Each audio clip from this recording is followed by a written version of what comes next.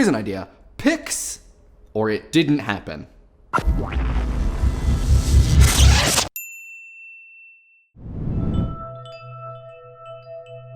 The internet, as an entity often misrepresented and taken to be synonymous with the most vocal communities on it, desires evidence. And why wouldn't it? The internet, as an entity often misrepresented as one continuous psychogeographic landscape, is full of garbage and nonsense, lies and mistruths. Don't believe everything you read on the internet.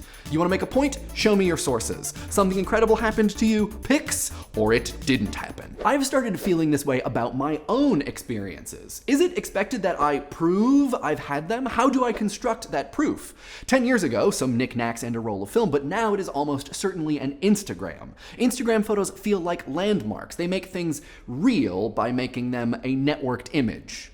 Sorry, Sean. This also makes me wonder about family vacation slideshows of the past.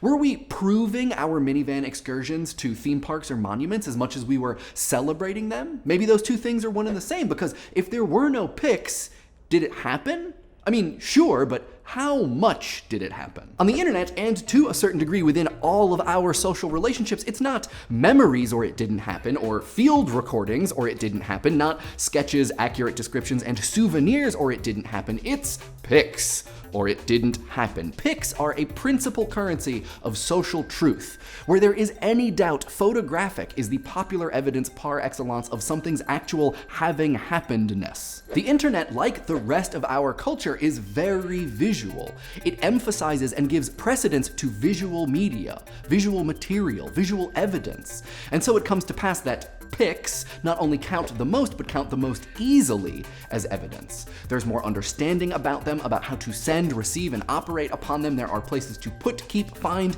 and search for them. Text is ubiquitous for sure, but anyone can write anything. Faking photos means shopping pixels, which is tough. And if you shop pixels, people can tell. People have seen many shops in their time. That's an important aspect of all of this too, especially today, and especially if you're young or young-ish, an internet user, technologically and or media savvy. You see so much media, so many images. The social media internet experience becomes a wash of JPEGs and GIFs, PNGs, and I don't know, are bitmaps still a thing? Either way, in this wash, one begins to perceive trends, eventualities, relationships, and all kinds of cross-pollinations, correspondence, and dialogue between the umpteen hundred pics we see every day. Even lacking direct relationships between the droplets comprising the sea of media that we peruse, we can, and I think do, often view it as an interconnected mass, a large and linked ecosystem of many parts reacting to and reflecting one another. The internet isn't a singular mass comprised of equally weighted bits, but the internet is a system for creating connections. And the human brain is as well, and working in concert, they can do great things. And terrible things. Forget the fun and games, it's time to get serious. Which is to say, the internet, misrepresented here as both a specific group of people and a psychogeographic location, is great at making monoliths out of morsels, proof out of providence, taking that which is and should remain unconnected and connecting it, turning it into evidence and using it as justification for belief. Most readily, we see this in things resembling what Sam Biddle has called chart brute, an MS Paint-looking aesthetic used to connect images which previously bore little or no obvious connection. And here it's probably worth saying that screenshots turn text sources like Twitter into images. The chart brute approach has produced evidence for several online communities, perhaps most famously those formed during the Boston bombing. Biddle describes the approach as simple, unrefined, urgent, ominous, striving to be informative, and utterly incomprehensible. It's also, Biddle fails to mention, very convincing. Chart brute visualizes connections between images even if those connections are coincidental or tenuous, but that visualization makes those connections seem incontrovertible. Chart brute, as an image generation tactic, moves from pics or it didn't happen to there are pics It must have happened.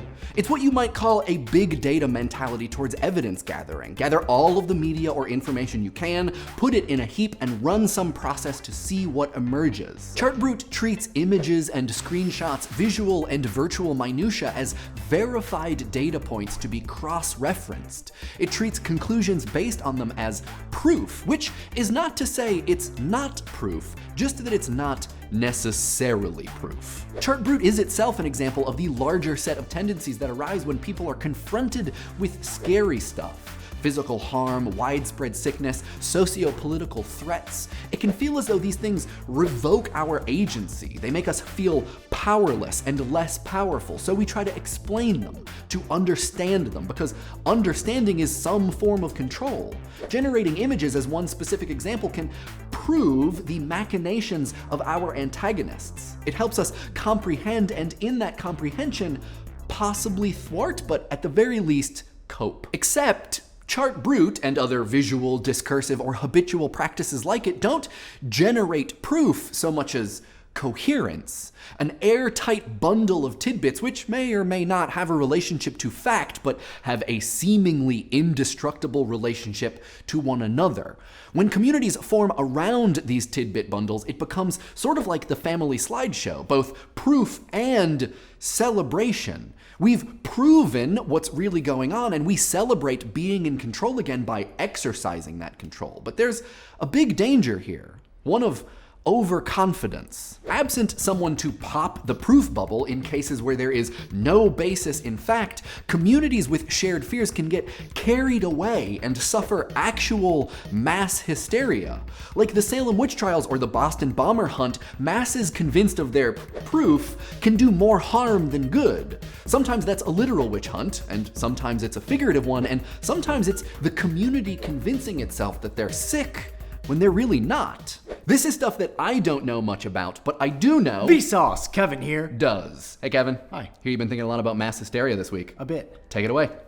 Mass hysteria happens when a group of people experience collective panic as a result of a shared experience. The Salem witch trials, the Red Scare, fainting, overexcited masses of fans at One Direction concerts, all examples of mass hysteria. Mass hysteria is arguably part of human nature. It's hard to say what causes it, but guesses include modeling the behavior of peers, being open to suggestion, or anticipating your own reaction to certain situations so emphatically it becomes unavoidable. No one culture or time period is more susceptible to mass hysteria, though some research suggests women are more likely to admit having been caught up in it. Source: the wildest and most commonly researched forms of mass hysteria are mass sociogenic and mass psychogenic illness. The result of these hysteria is not panic, but symptoms of illness, like people reading about certain diseases and suddenly feeling like they have them. Studies have confirmed that the media people consume has a huge influence on them, increasing feelings of anxiety which can lead to psychogenic outbreaks. Think about every time the grocery store has been emptied because the news reports a blizzard. It's like that, except after a story on the flu. You feel a little sniffly, maybe there's like a little scratch at the back of your throat. Are your sinuses feeling a little congested? Hey, Kevin, what are you doing? Go experiment on Vsauce 2. Leave these folks out of it. Okay. I'm just saying there are pics, like on the internet or on the news. Some people may think something has happened. To them, even. Right. Pics aren't even the most interesting contagion anyway. Want to come hear about the dancing plague? Do I? Okay, we'll head over to Vsauce 2 to talk about other examples of mass psychogenic illness, but in the meantime, what do you guys think? What role do images play in online mass hysteria? Yeah. Do you think minions cause mass hysteria? I think minions are mass hysteria. Thanks again to Kevin for stopping by, and if you haven't already, make sure you head over to Vsauce 2 to hear me and him talk about other examples of mass psychogenic illness. And of course, while you are there, subscribe to Vsauce 2, which you probably already are. If you aren't, that is definitely a thing you should do.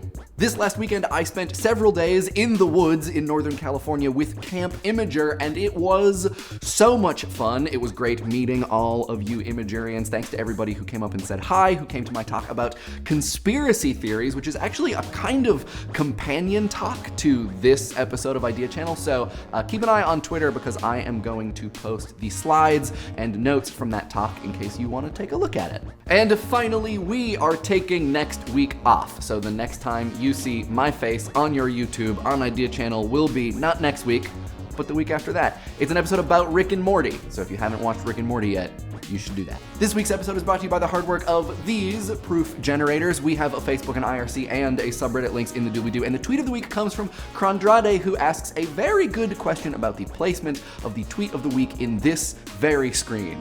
There are a lot of things that we have to figure out now that we've switched formats a little bit. This is one of them.